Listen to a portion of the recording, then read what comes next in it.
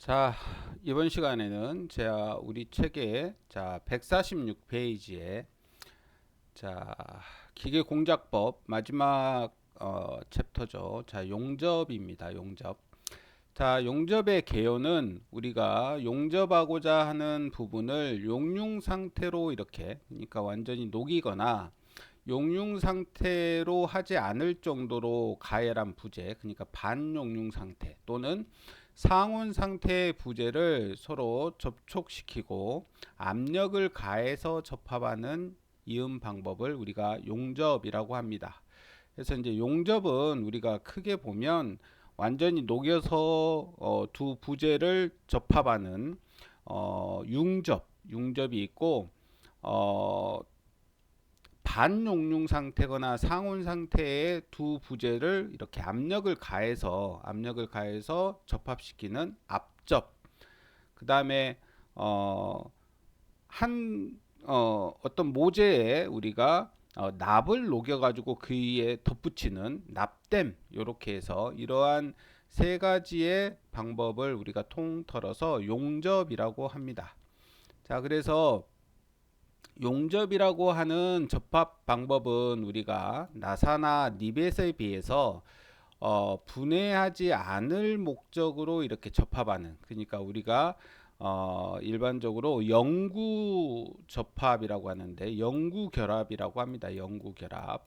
다시 분해하지 않을 목적으로 접합하는 이러한 방법입니다. 그래서 우리가 이걸 영구 결합이라고 하는데 용접을 하면 두 부재를 완전히 녹인 상태에서 이렇게 완전히 결합을 시키기 때문에 다시 분해하지 않는 목적인 경우에 주로 하는 이음 방법입니다. 그에 비해서 나사라고 하는 것은 우리가 볼트를 체결하거나 풀어서 우리가 바로바로 결합하거나 분해할 수 있는 방법이고, 니벳이라고 하는 것은 우리가 이제 영구 결합까지는 아니지만 니벳 처리를 하고 나면 두 판에 니벳을 이렇게 끼워서 머리를 이렇게 만들면 이 머리를 우리가 물리적으로 띄어내기 전에는 분해가 되지 않기 때문에, 자, 이러한 경우에는 우리가 반영구적인 결합 방법이라고 합니다.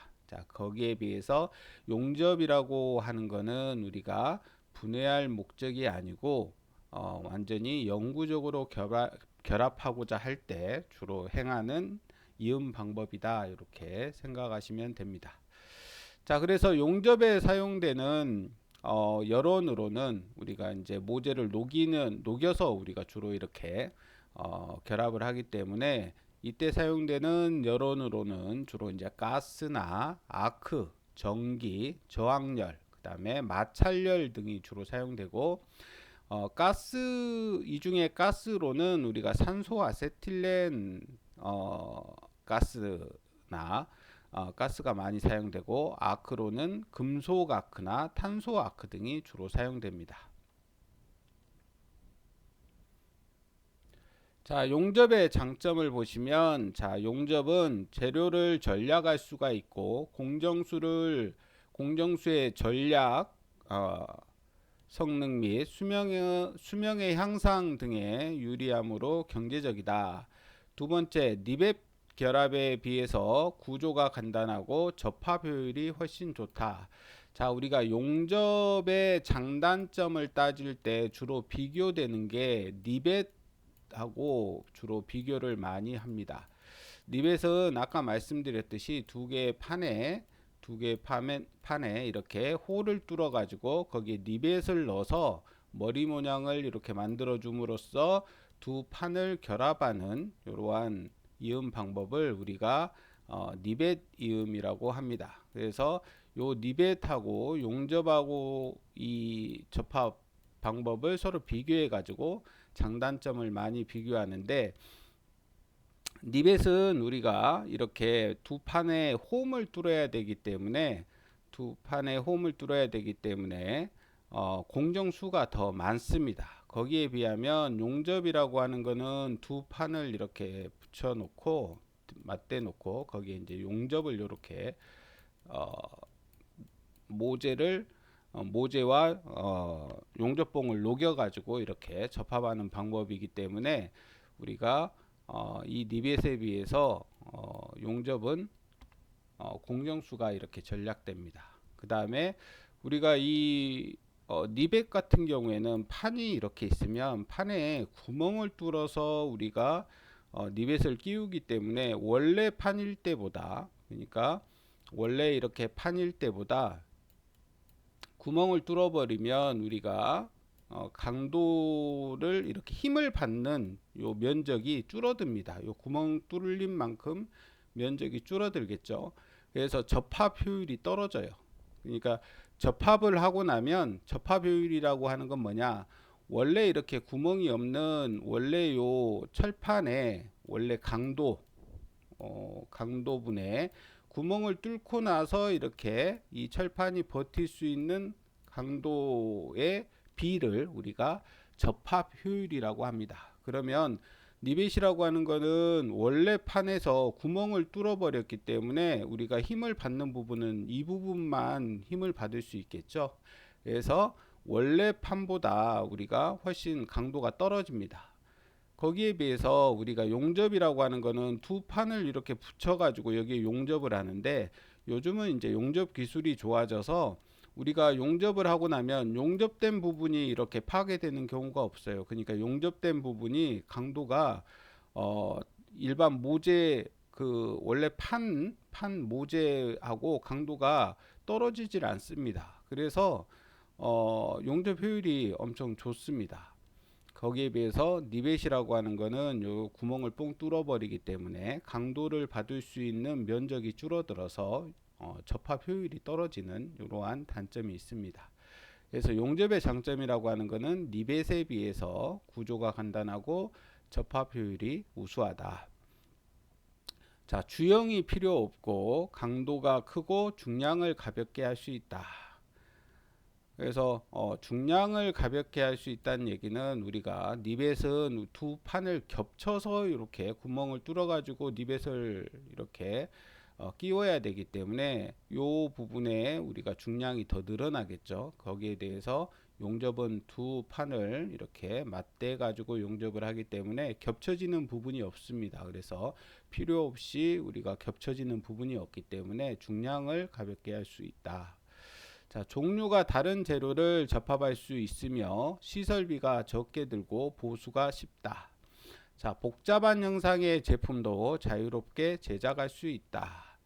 자, 그래서 복잡한 형상의 제품도 자유롭게 제작할 수 있다는 얘기는 우리가 어떤 판에다가 이걸 우리가 수직으로 어떤 판을 이렇게 세워 가지고 이렇게 용접할 수도 있고, 우리가 어떤 판을 자유자재로 이렇게 접합할 수 있기 때문에 복잡한 형상의 제작도 용이하게 할 수 있습니다.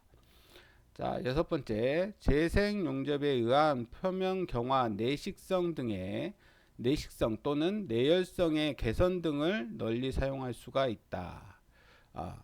등에 널리 사용되고 있다. 그 다음에 기밀 및 이음 효율이 향상된다. 자, 우리가 용접은 우리가 완전히 이렇게 녹여서 접합을 하기 때문에 두 판에 용접된 부분, 요 이음 부분에 어떤 홈이나 이런 게 발생되지 않죠. 근데 거기에 비해서 니벳은 두 판을 이렇게 구멍을 뚫어서 니벳을 끼워 가지고 이렇게 결합하는 방식이기 때문에 기밀 면에서도 조금 떨어지고, 이음 효율에서도 제가 아까 접합 효율이라고 말씀드렸는데 이음 효율에서도 우리가 효율이 떨어진다, 이렇게 보시면 됩니다. 물론 이제 니벳도 이제 코킹이라 그래서 요 머리 부분을 이렇게 때려 가지고 밀착이 되게끔 이렇게 해서 우리가 기밀을 유지는 하고 있지만 용접에 비해서는 아무래도 기밀 효과가 떨어집니다. 자, 그 다음에 자, 용접의 단점입니다. 용접은 짧은 시간에 재료를 국부적으로 접합하기 때문에 재질의 변화나 용접 균열 수축 및 변형, 그 다음에 열을 가했다가 이렇게 냉각이 되기 때문에 그 내부의 잔류응력 등이 이렇게 남게 됩니다. 그래서 결합 및 파괴를 일으키는 원인이 되기도 합니다. 그 그다음에 립의 구조에 비해서 응nhập 집중이 생기기 쉽다. 그다음에 용접은 품질 관리가 곤란하며 용접사의 기능과 성의에 좌우되는 일이 많고 또한 검사 방법이 간단하지 않다. 그러니까 내부에 잔류 능력이나 균열이 발생되면 우리가 이제 검사하는 방법도 쉽지 않은데 제일 중요한 거는 이 용접을 하는 사람의 스킬, 그러니까 능력이 어느 정도의 스킬이 있느냐에 따라서 용접의 품질이 달라집니다. 그래서 우리가 용접하는 사람의 이러한 노하우가 오래되고 잘하는 사람들은 우리가 원래 모재보다도 훨씬 용접부가 강하고 이렇게 결함이 없이 이렇게 용접을 할 수가 있는데 용접을 하는 사람이 경험이 작다든가 스킬이 좀 부족한 경우에는 그 안에 이제 기공이 많이 발생되기도 하고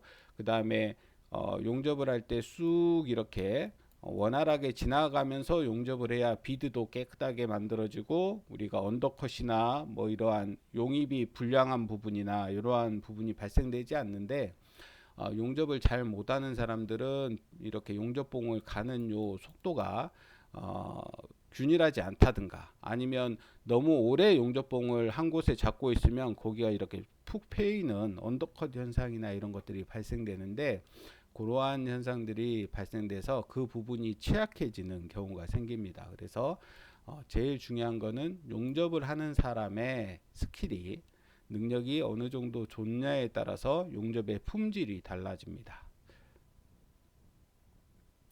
자, 용접의 종류에는 연소가스를 연소시킬 때 발생하는 연소열 또는 전기 아크열을 사용해 가지고 접합 부분을 완전히 용융을 해 가지고 우리가 용접봉을 사용해서 접합하는 융접이 있습니다. 그러니까 완전히 용융해 가지고 접합하는 방법을 우리가 융접.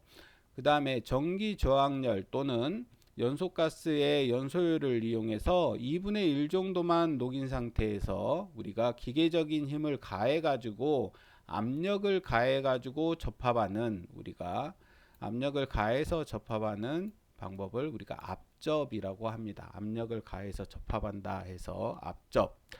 그 다음에 모재 부분은 녹이지 않고 별도의 어떤 용융 금속을 이렇게 녹여 가지고 접합하는 방법을 우리가 납땜이라고 합니다. 그래서 용접의 방법은 용접의 종류는 크게 보면 완전히 녹여서 접합하는 융접, 그 다음에 절반 정도 이렇게 어느 정도 녹인 상태에서 압력을 가해서 접합하는 압접, 그 다음에 모재는 녹이지 않고 그 위에 별도의 금속을 이렇게 녹여서 붙이는 이러한 방법을 납땜, 이렇게 세 개의 방법이 있습니다.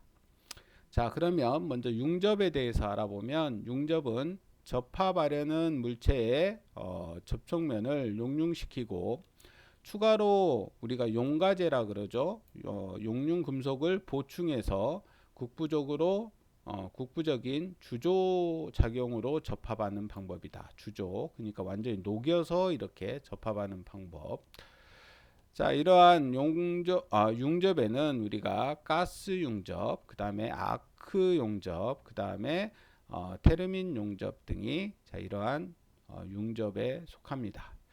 자, 그 다음에 이제 압접이 있습니다. 압력을 가해서 접합하는 방법. 자, 그 압접에는 전기 저항 용접이 있고, 이 전기 저항 용접에는 스팟 한 점만 이렇게 압력을 가해서 접합하는 점용접.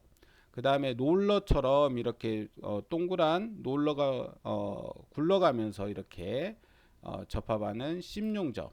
그 다음에 프로젝션 용접, 그 다음에 맞대기 용접, 이렇게 네 가지가 있습니다. 자, 그 다음에 가스 압접이 있고요.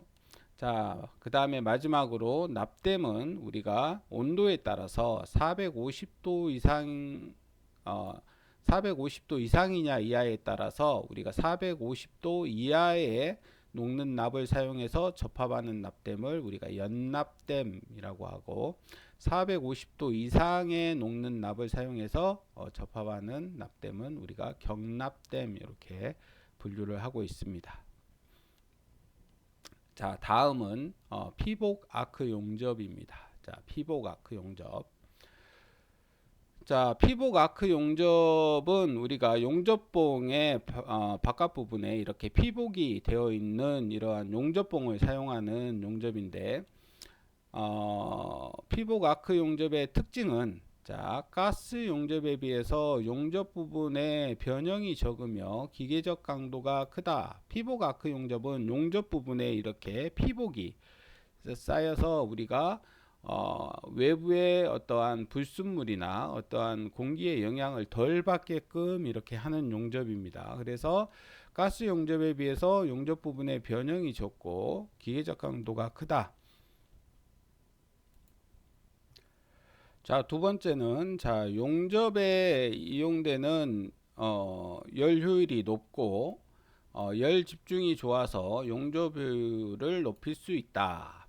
자, 그 다음에 폭발 염려가 없다. 그 다음에 유해 광선 발생이 많으며 감전의 위험이 있다. 자, 이러한 특징을 가지고 있습니다. 피복 아크 용접. 자, 그러면 피복 아크 용접의 분류를 보시면 먼저 이제 금속 아크 용접입니다. 자, 금속 전극봉, 우리가 이제 용접봉이라고 하죠. 자, 금속 전극봉과 모재 사이에 아크를 발생시켜서 그 열로 모재와 용접봉을 녹여서 우리가 접합하는 방법을 우리가 금속 아크 용접이라고 합니다. 자, 여기에 사용되는 전류는 우리가 교류와 직류를 둘 다 사용하는데 주로 사용하는 것은 우리가 이제 교류 전류를 사용을 하고 있습니다. 자, 교류는 우리가 AC라고 하죠. 그 다음에 직류는 DC.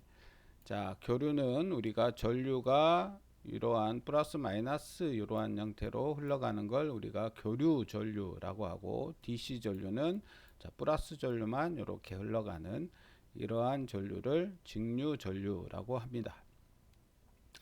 자, 그래서 이러한 금속 아크 용접의 종류에는 피복 아크 용접, 그 다음에 서브머지드 아크 용접, 그 다음에 불활성 가스 아크 용접, 탄산가스 실드 아크 용접 등이 있습니다.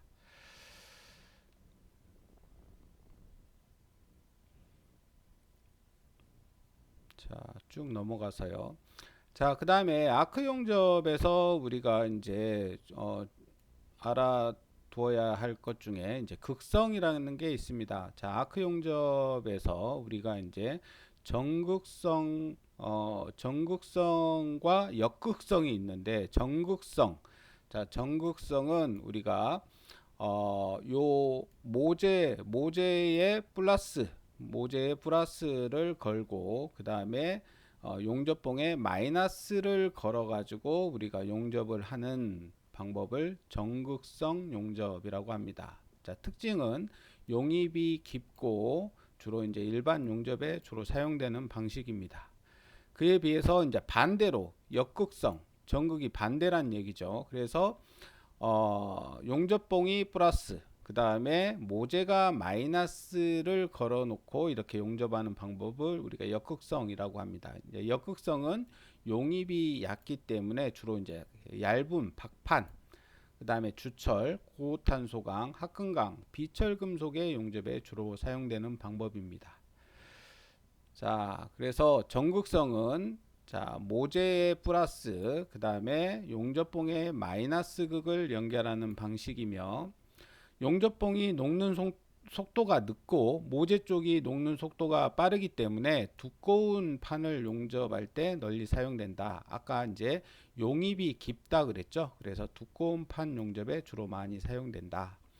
자, 그에 비해서 우리가 역극성 용접은 자, 모재 마이너스 용접봉의 플러스 극을 연결하는 방식으로서 용접봉의 녹는 속도가 빠르고 모재의 용입이 얇기 때문에 자, 얇은 금속판이나 비철금속, 주철 등의 용접에 주로 사용되는 방법입니다. 자, 그래서 전극성과 역극성의 이러한 차이점에 대해서 여러분들이 잘 알아두시기 바랍니다.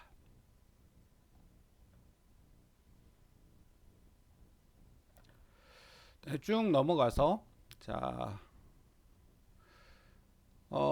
교류 아크 용접기와 직류 아크 용접기의 차이점은 여러분들이 표에 153페이지에 표에 나와 있는데, 자, 요거는 이제 교류와 직류 아크 용접의 차이점은 여러분들이 한 번씩 이렇게 읽어 보시고 비교해 보시면 될 것 같습니다. 자, 아크의 안정성을 보시면, 자, 교류 아크 용접기는 아크가 불안정하나 피복제가 있어 아크가 안정된다. 그리고 직류 아크 용접은 우리가 교류에 비해서 양호한 아크가 양호한 상태고, 얇은 판의 용접에 낮은 전류에서는 아크가 불안정하기 쉬우므로 직류보다 성능이 떨어진다. 그에 비해서 낮은 직류 아크 용접기는 낮은 전류에서도 아크가 안정되기 때문에 극성을 바꾸면 보다 열분배가 잘 되어 얇은 판 용접이 쉽다. 자, 그 다음에 특수광이나 비철금속 용접 면에서 보면 교류 아크 용접기는 직류 아크 용접기보다는 양호하고, 그 다음에 직류 아크 용접기도 비교적 양호한 편이다. 그 다음에 일반 용접은 교류 아크 용접은 용접기가 값이 싸고 취급이 쉬운 이러한 특징이 있고, 직류 아크 용접기는 교류 아크 용접기보다 좀 떨어지는 이러한 성능을 보이고 있다. 그 다음에 위험성 측면에서 봐보면 교류 아크 용접기는 직류 아크 용접기보다 무부하 전류가 높기 때문에 위험성이 크고, 그 다음에 직류 아크 용접기는 무부하 전류가 낮기 때문에 위험성이 낮은 이러한 특징을 가지고 있습니다. 기타 교류 아크 용접기는 무게 및 용량이 적고 고장이 적으며 아크에 쏠림이 없는 이러한 특징을 가지고 있고, 직류 아크 용접기는 구조가 복잡하며 고장이 발생되기 쉽고 아크 쏠림이 일어나는 특징을 가지고 있다. 그래서 자, 아크 용접기 우리가 일반적으로 많이 사용되고 있는 용접기인데, 교류 아크 용접기와 직류 아크 용접기의 특징이 표에 나와 있으니까 여러분들이 비교하면서 이렇게 보시면 될 것 같습니다. 자, 그 다음에 용접을 할 때 사용되는 용접봉 홀더입니다. 용접봉 홀더는 용접봉을 용접 자세에 따라서 용접봉으로 전류가 흐르도록 하는 기구다. 그래서 그림을 보시면, 자, 154페이지에 그림 61에 나와 있는 이렇게 집게 형태로 이렇게 되어 있습니다. 그래서 여기에 용접봉을 이렇게 물고 우리가 용접을 하는 이러한 기구를 우리가 용접봉 홀더라고 합니다. 그래서 홀더는 무게가 가볍고 절연이 완전하며 견고하여야 하고, 접촉 저항에 의한 발열이 적고 지름이 다른 여러가지 용접봉을 쉽게 탈부착할 수 있게끔 되어 있어야 된다. 그래서 이렇게 집게 형태로 이렇게 되어 있습니다. 그래서 용접봉을 집어 가지고 이렇게 용접을 할 수 있는 이러한 구조로 되어 있다. 그래서 용접을 할 때 우리가 이제 용접봉이 있는데, 용접봉은 바깥 부분에 이제 피복이 되어 있고 그 안쪽을 우리가 이제 심선이라고 하는데, 용접봉의 심선은 우리가 불순물 함량이 적은 것이 요구되며, 지름은 뭐 1mm, 1.4mm, 2mm, 뭐 2.6mm, 3.2mm, 4mm, 5mm, 6mm, 7mm, 8mm 등 10가지가 있으나, 자, 3.2에서 6mm 범위를 주로 이제 우리가 많이 사용을 하고 있습니다. 그래서 주로 재질은 주철, 특수강, 비철합금 등이 있고, 우리가 모재 성분하고 같은 종류를 사용을 하고 있습니다.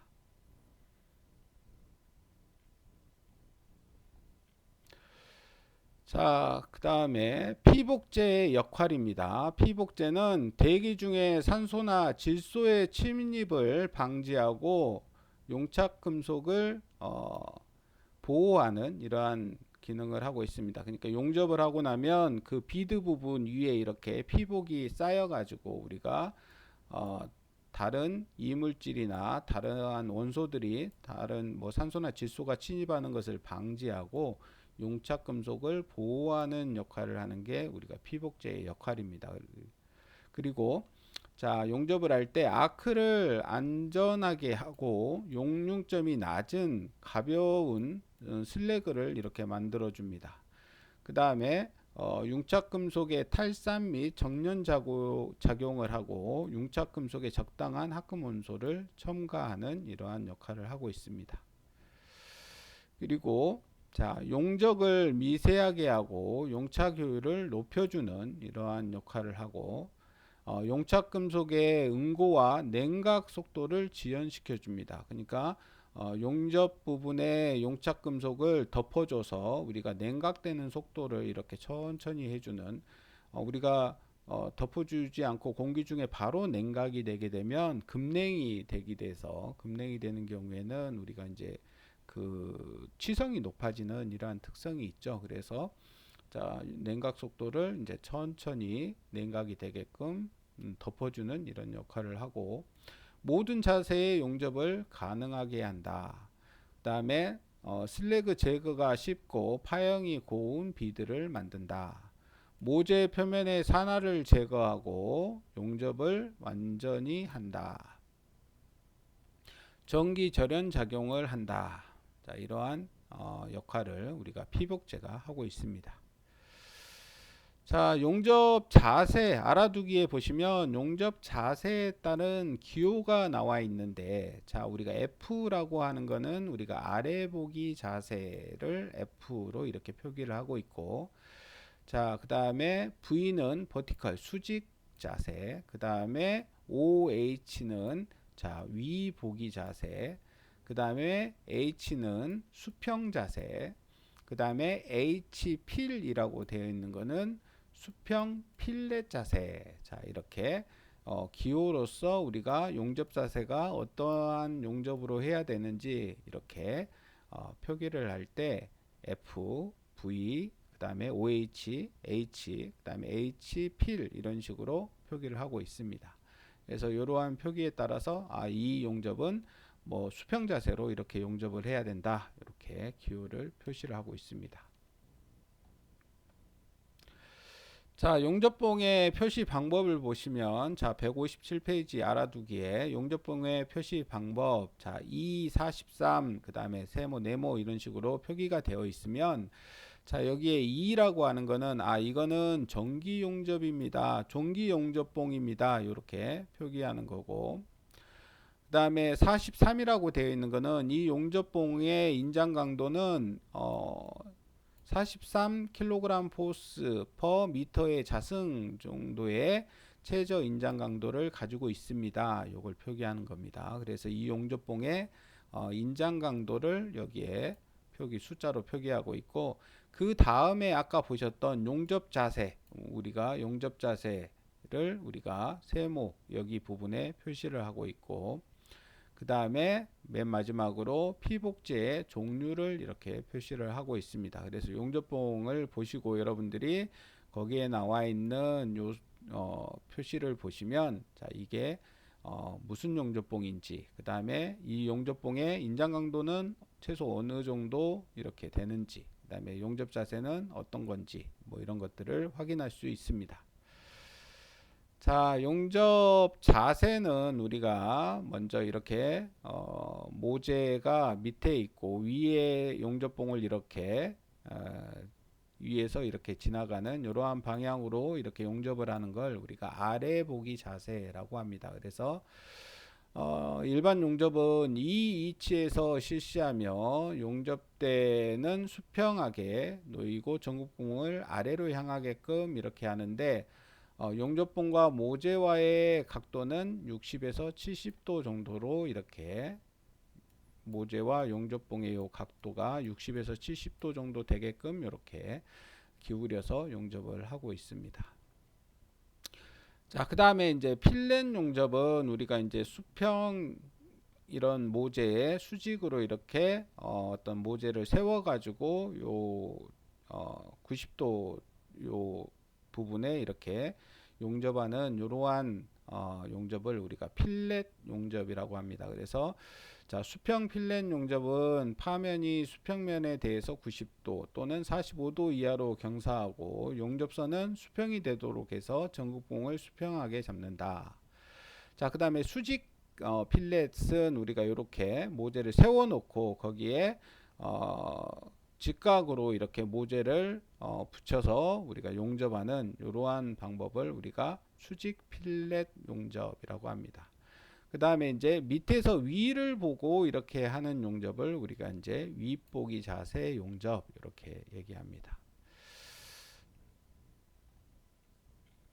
자, 피복 아크 용접의 이상 현상, 그러니까 우리가 결함이나 이런 것들을, 그러니까 정상적인 어떠한 게 아니고 결함이나 어떠한 잘못된 부분들이 발생되는 이러한 현상. 자, 먼저 오버랩입니다. 자, 오버랩이라고 하는 거는 용융된 금속이 모재와 잘 융합되지 않고 표면에 덮여 있는 상태이며 모재에 대해 용접봉이 굵거나 또는 용접 전류가 낮고 용접 속도가 늦을 때 주로 발생됩니다. 자, 오버랩은 자, 밑에 그림에 보시면 자, 요 그 용접봉의 요 윗부분이 이렇게 원래는 이렇게 해서 같이 이렇게 들어가 있어야 되는데 용접봉 윗부분에 이렇게 덮여 있는 모재가 덜 높고 우리가 용접봉만 이렇게 윗부분에 이렇게 얹혀 있는 이러한 형태의 우리가 결함을 우리가 오버랩이라고 합니다. 그래서 모재가 잘 융합되지 않고 윗부분에 이렇게 얹혀져 있는 표면에 덮여 있는 이러한 상태, 요걸 우리가 오버랩이라고 합니다.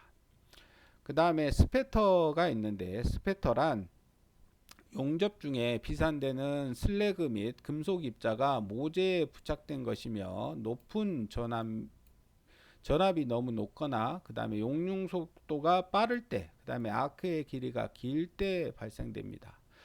자, 이렇게 용접을 하고 나면 요렇게 모재의 그 용접부 그 옆에 부분에 이렇게 스퍼터라고 해서 우리가 용융된 이 금속 그 뭡니까 입자들이 이렇게 가서 달라붙어 있습니다. 그래가지고 이거 나중에 이제 떼어내야 돼요. 떼어내야 되는데 이게 붙어 있어가지고 이제 우리가 뭐 망치나 이렇게 저기로 이렇게 때려서 이렇게 떼어내는데 요것도 이제 떼어내려면 귀찮습니다. 엄청 귀찮아요. 근데 이렇게 모재가 너무 이제 전압이 높다든가 또는 우리가 용융이 너무 빨리 발생될 때 이게 튀어돼 가지고 비산돼 가지고 이런 데 달라붙습니다. 그러니까 이것도 결함인데 요런 게 발생되면 용접 후에 다시 요 이제 띄어내야 되는데 그것도 상당히 귀찮습니다. 그래서 자, 스퍼터 용접할 때 비산돼 가지고 슬래그나 금속 입자가 이렇게 모재에 달라붙는 현상, 요걸 우리가 스퍼터, 스패터 이렇게 얘기하고, 자, 용입불량이라고 하는 거는 모재의 용융 속도가 용접봉의 용중 속도보다 느릴 때 일어나는데 낮은 전압 및 낮은 속도에 의해서 발생된다. 그래서 용입, 그러니까 녹은 이러한 용재가 이렇게 덜 들어가는 이러한 현상을 우리가 용입불량 이렇게 얘기하고, 자, 이제 언더컷입니다. 언더컷은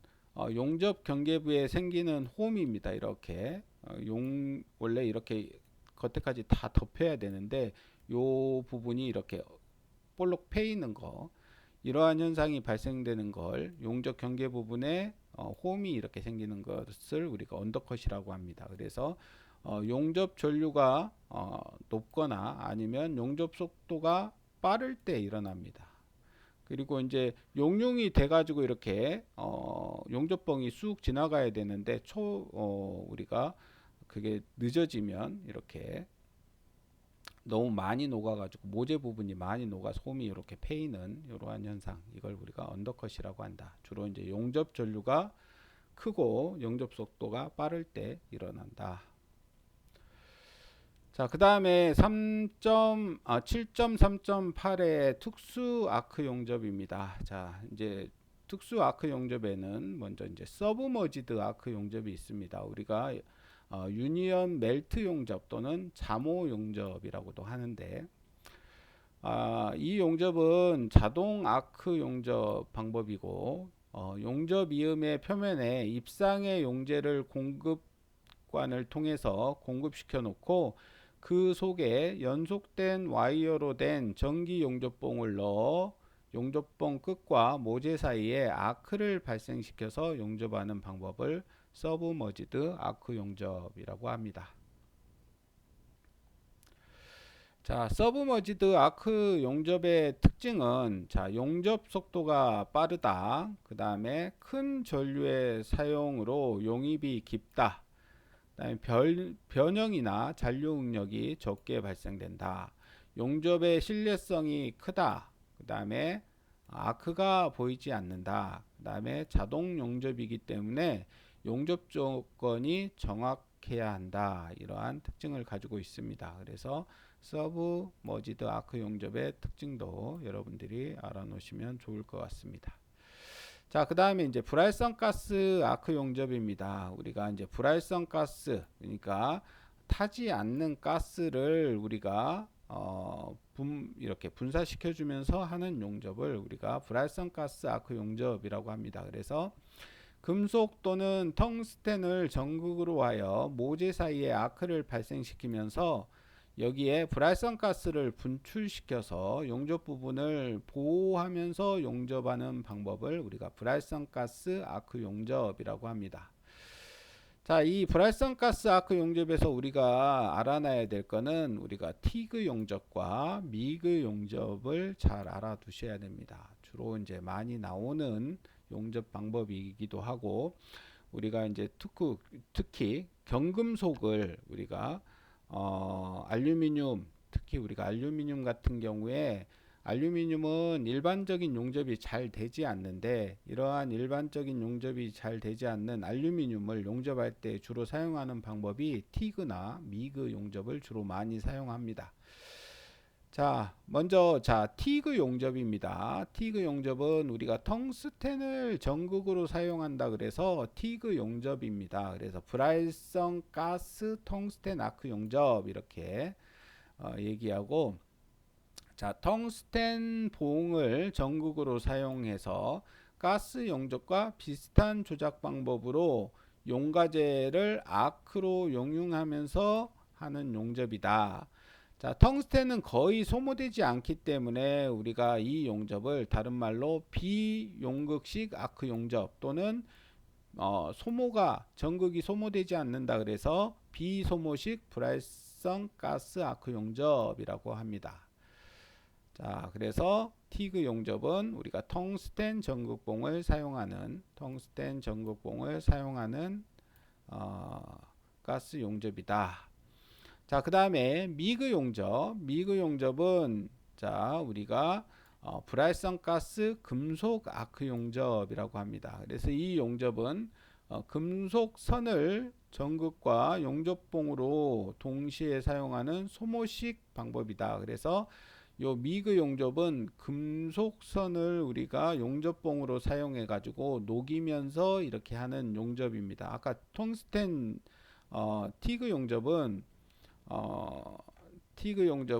우리가 텅스텐 봉을 우리가 전극봉으로 이렇게 사용하기 때문에 우리가 소모되지 않는 이러한 거였는데, 이 미그 용접은 금속선을 우리가 전극으로 사용하기 때문에 이 금속선을 녹여 가지고 거기에 붙여가면서 이렇게 하는 용접 방법입니다. 그러면서 이제 바깥쪽에 가스를 이렇게 분출시켜 가지고 외부에서의 어떤 그 불순물이나 산소나 이런 것을 차단시켜주는 이러한 용접 방법을 우리가 이제 미그 용접이다 이렇게 얘기합니다. 그래서 주로 이제 미그 용접이나 티그 용접은 우리가 이제 일반적인 용접이 잘 안 되는 그 경금속 등을 이렇게 산화되기 때문에 잘 안 되는 경금속이나 이런 것들을 용접하는 데 주로 사용을 합니다. 그래서 불활성 아크 용접을 사용하는 곳은 주로 이제 알루미늄 합금, 그 다음에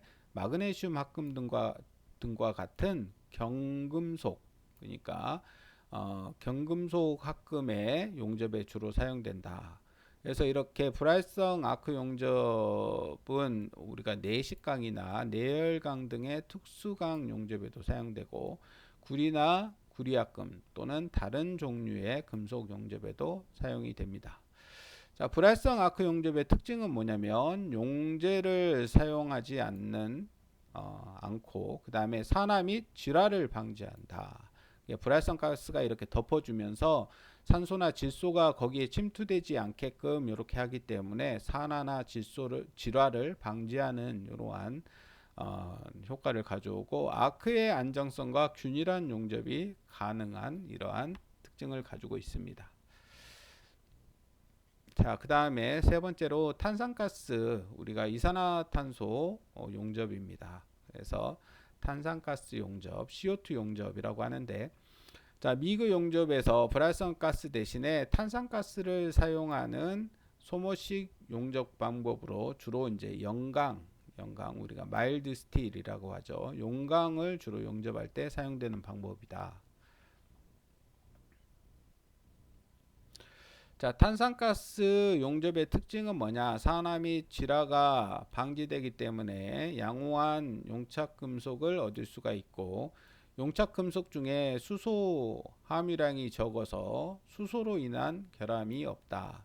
우리가 이제 수소가 많이 들어가면 우리가 이제 그 안에 균열이 이렇게 발생되는 현상이 발생되는데, 이러한 수소의 결함이 적고, 용입이 깊으며 작업이 편리하다는 이러한 특징을 가지고 있습니다. 자, 그 다음에 전기 저항 용접입니다. 자, 우리가 처음에 용접의 종류를 설명할 때 융접, 완전히 녹여서 이렇게 접합하는 융접이 있었고, 적당히 뭐 2분의 1 정도 이렇게, 또는 상온에서 압력을 가해서 접합하는 압접이 있다 그랬습니다. 자, 우리가 전기 저항 용접은 압접에 해당되는 거죠. 그래서 주로 이제 전기 저항 용접은 용접하려는 재료를 서로 접촉시켜 놓고 전류를 통해서 접촉 저항과 금속 자체의 고유 저항으로 인해서 열이 발생되며 이 열로 접촉 부분에 가열되어 접합하는 방법이다. 그래서 이제 저항열을 우리가 줄의 법칙에 따라서 이렇게 저항열을 구할 수가 있습니다.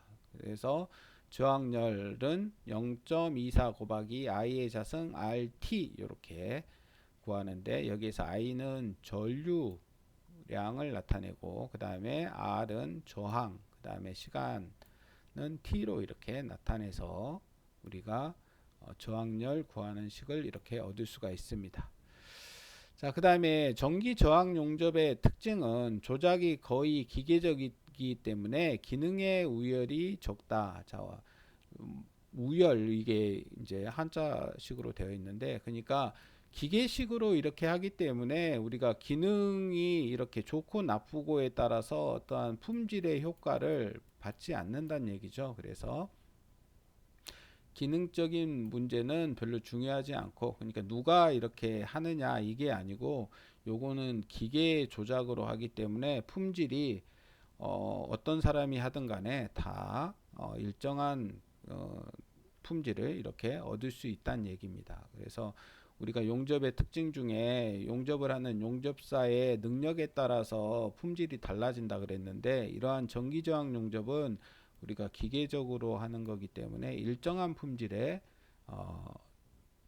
용접 제품을 이렇게 얻을 수 있다는 얘기입니다.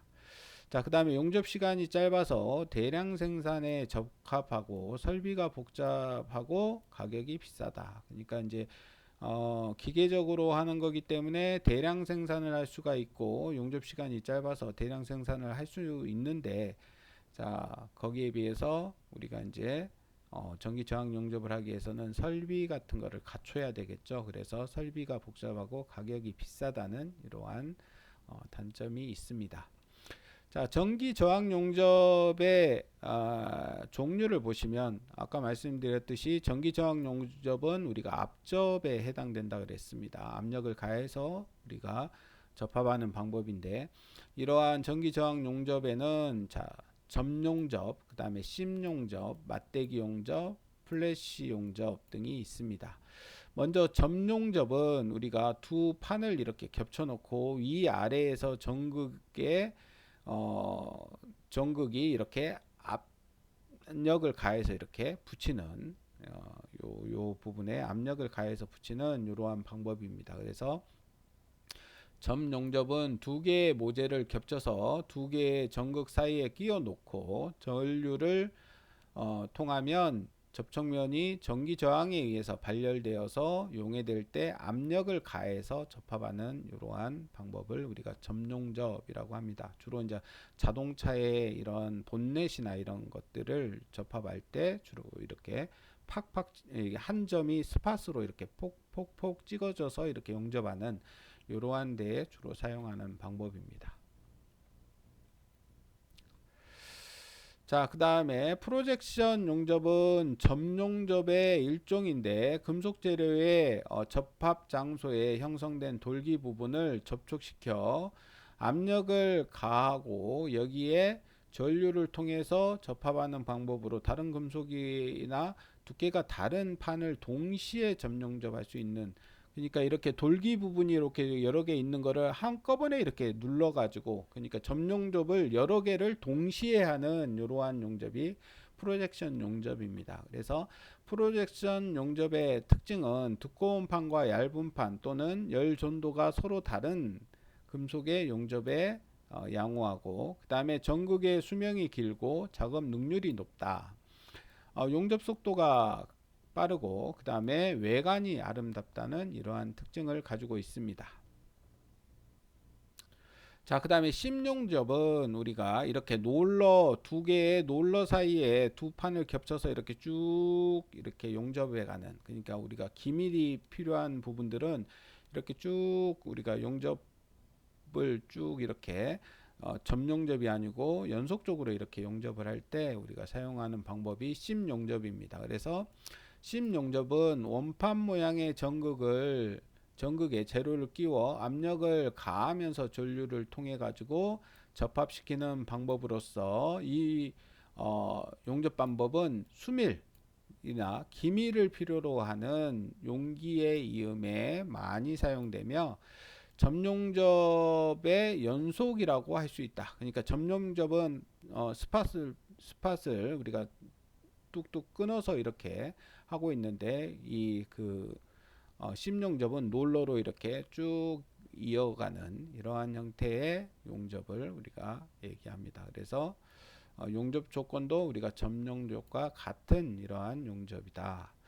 자, 심용접의 특징은 산화작용이 적고 얇은 판과 두꺼운 판의 용접이 가능하고, 그 다음에 가열 범위가 좁아서 변형이 적다.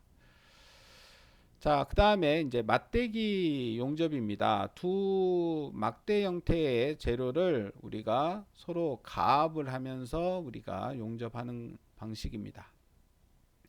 그래서 맞대기 용접은 접합할 두 개의 모재를 축방향으로 세게 누르면서 통전하여 접합하는 부분에 적당한 온도에 도달되어 있을 때 강한 힘으로 압력을 가해서 접합하는, 그러니까 두 개의 두 개의 축을 이렇게 압력을 가해 가지고 이렇게 접합하는 이러한 용접을 우리가 맞대기 용접이라고 합니다.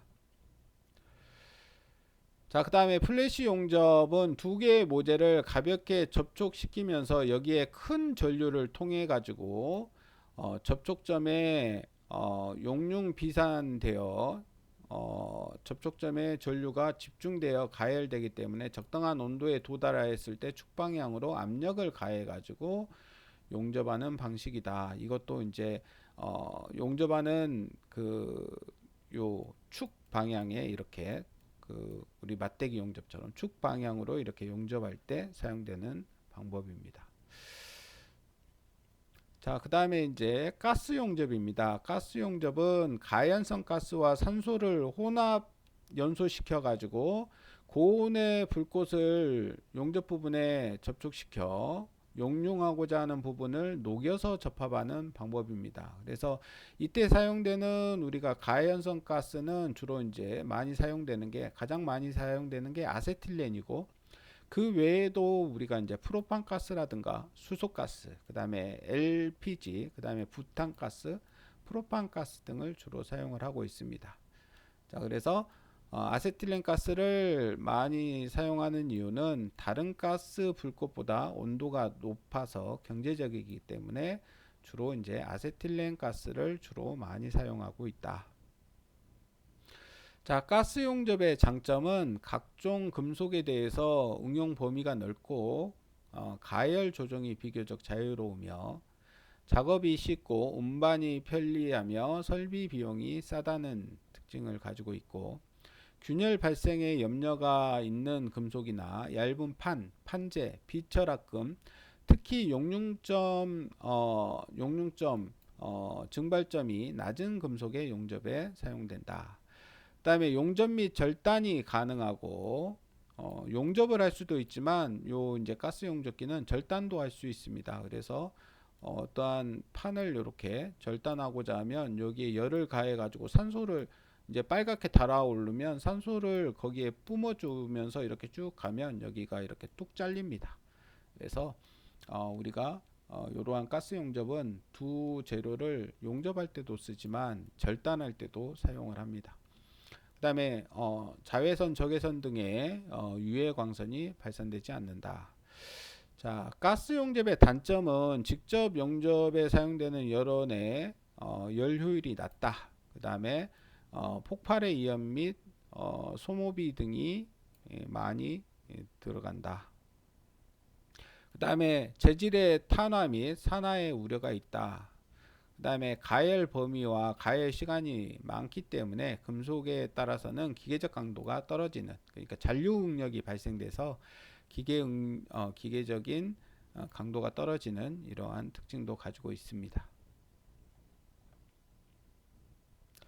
주로 아까도 말씀드렸듯이, 자, 가스 용접에 주로 많이 사용되는 가연성 가스는 아세틸렌을 주로 많이 사용하고, 아세틸렌은 특징이 공기보다 가벼우면서 순수한 경우에는 순수한 아세틸렌은 무색, 무취의 이런 특성을 가지고 있습니다.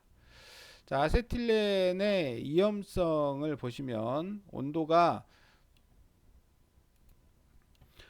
505도에서 515도에 도달하면 폭발하는 특징이 있고, 1.5기압 이상이 되면 위험하고 2기압 이상이 되면 우리가 폭발하는 이러한 특성이 있습니다. 그 다음에 아세틸렌 15의 산소 85% 부근에서 폭발 위험성이 매우 크고, 구리, 은, 수은 등과 접촉하면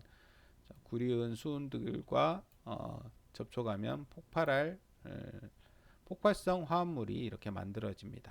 자, 그래서 아세틸렌을 취급할 때는 주의해야 된다. 자, 그 다음에 용해 아세틸렌 특징이 있는데 여러분들이 한번 읽어보시기 바랍니다.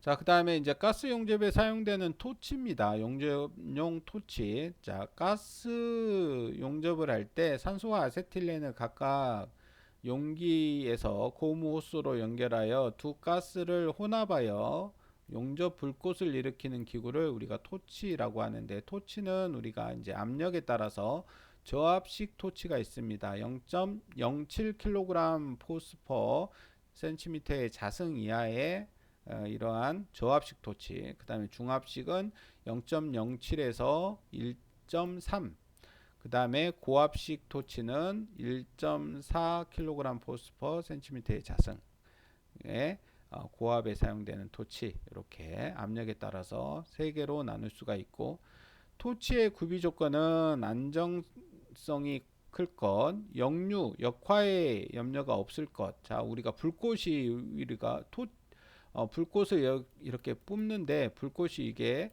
요 토치 안으로 역류하는, 역화하는 경우가 이렇게 발생되면 나중에 큰 일이 발생될 수 있습니다. 그래서 이러한 역류나 역화되지 않는 이러한 구비 조건을 가져야 되고 불꽃이 안정되어야 된다.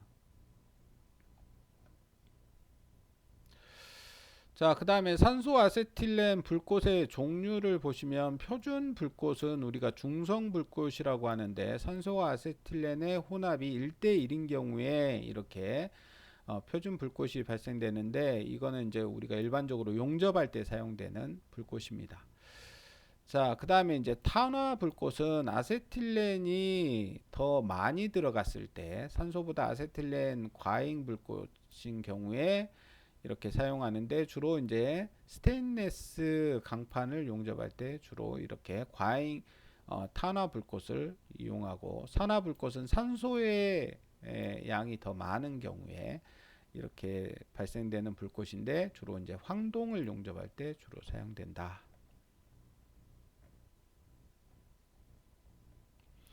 자, 그 다음에 가스 절단은 우리가 이제 가스 용접에서 가스 용접은 우리가 용접만 하는 게 아니고 절단도 할 수 있습니다. 그래서 가스 절단의 원리는 가스와 산소 사이에 발생하는 화학작용, 즉 강의 연소를 이용하여 우리가 절단을 합니다.